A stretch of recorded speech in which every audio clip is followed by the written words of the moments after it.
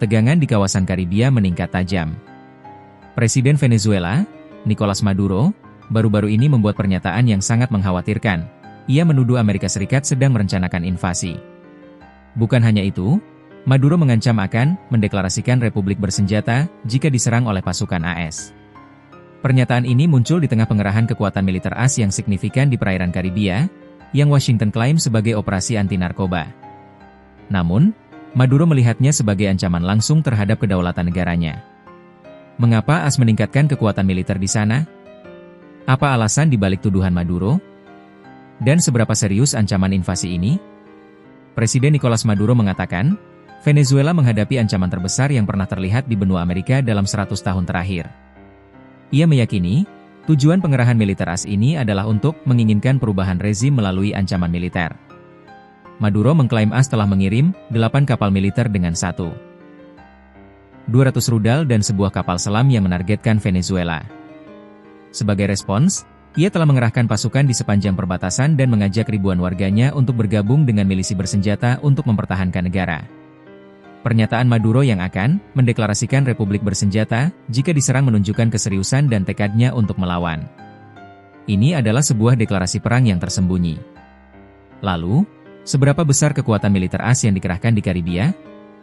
Menurut laporan, Angkatan Laut AS saat ini memiliki beberapa kapal perang di perairan lepas pantai Amerika Latin, termasuk kapal perusak berpeluru kendali Aegis USS Gravely dan USS Jason Dunham, kapal perusak USS Samson, kapal penjelajah USS Lake Erie, serta kapal selam serang cepat bertenaga nuklir.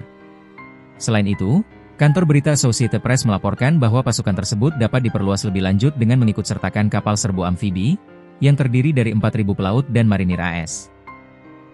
Pengerahan personel dalam jumlah besar ini memicu spekulasi yang semakin besar tentang kemungkinan campur tangan militer terhadap Venezuela. AS sendiri mengatakan bahwa operasi ini adalah untuk memerangi kartel narkoba Amerika Latin. Namun, Maduro dan sekutunya tetap curiga bahwa ini adalah kedok untuk invasi. Lalu, apa alasan dibalik tuduhan ini?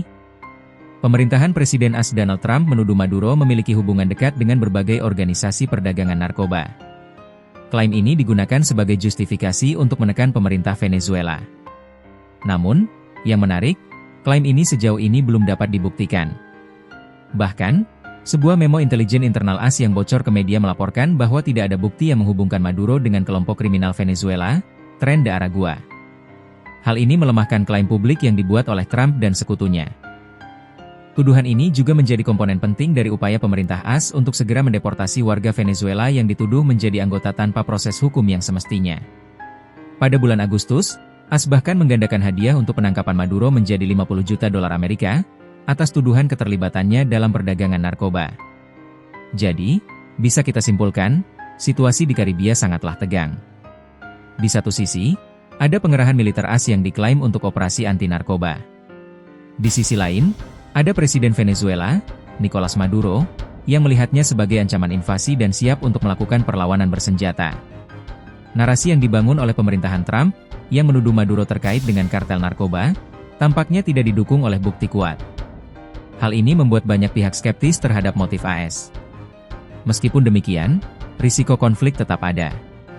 Dengan adanya kapal perang dan pasukan AS yang begitu dekat, satu kesalahan kecil bisa memicu eskalasi yang tidak diinginkan.